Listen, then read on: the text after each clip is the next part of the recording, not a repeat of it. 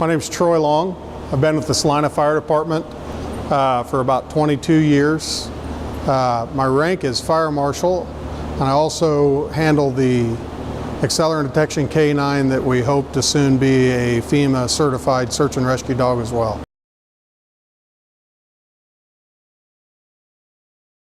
The fire service is a paramilitary organization, and we have a rank structure just like the military.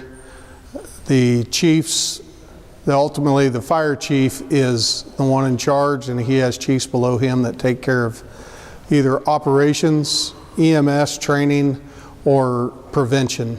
The fire marshal is the chief of prevention, and prevention we cover everything from education, inspections, fire investigation, and field most public questions.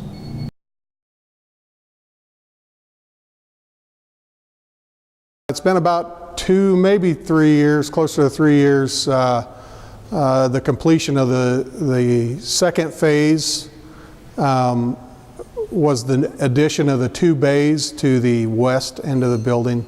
The first phase was the remodel of and redesign of the existing portion, which was built in 1951.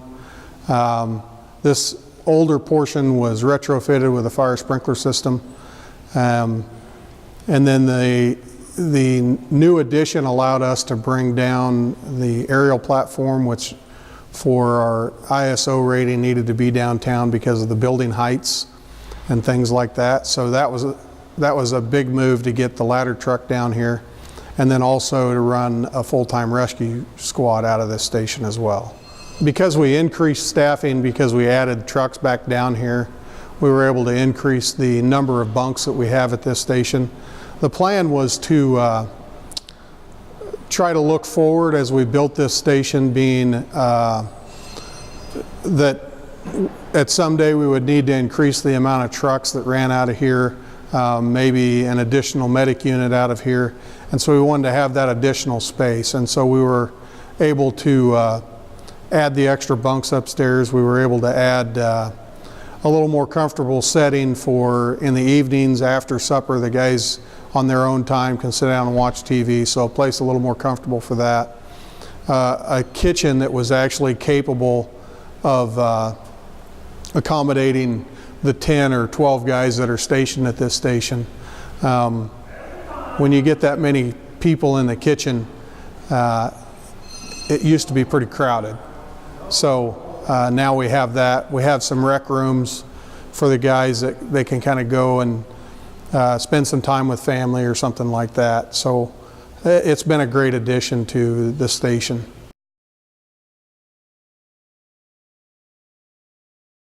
This is a 1928 Aaron's Fox. It was purchased by the Salina Fire Department, I think 1929. And it was a frontline truck back in those days. It's been kind of a museum piece since the 50s, I would guess. We do use it for parades. It's one of about 5 trucks like it in the United States. It actually still runs, like you said, it goes out in parades. And it'll actually still pump water.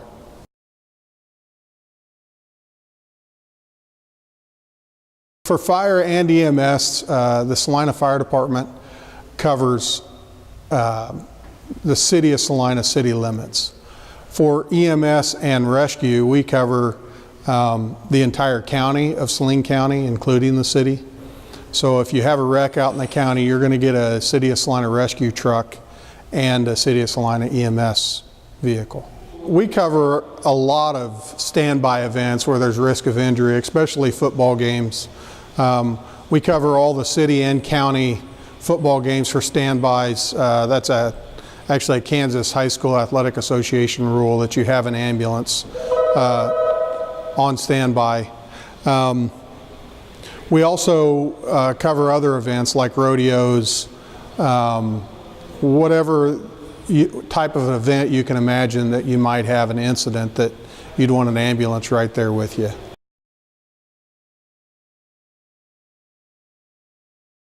There are lots of stories out there. and a lot of them to do with a lot of different subjects. Probably the strangest fire that I was ever involved in involved a house that had over 100 snakes in it. And we were supposed to carry those snakes out, and the cages were attached to the house itself, and so we had to bring the snake itself. And there were some guys that were okay with it, and there were some guys that were not, and I am one of those. I'm not a big snake fan. So that would be probably the strangest type fire that I've ever been involved with.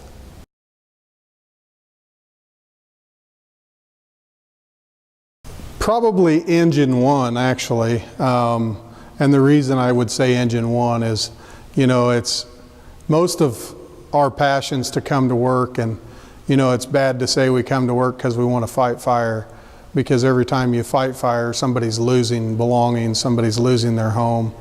But ultimately, that's why we get into this. And so engine one's a very busy truck. You run a lot of fires, you run a lot of calls, and so I would have to say engine one, because there's nothing more exhilarating than being on the end of the nozzle crawling through a pitch black room to put out a fire. So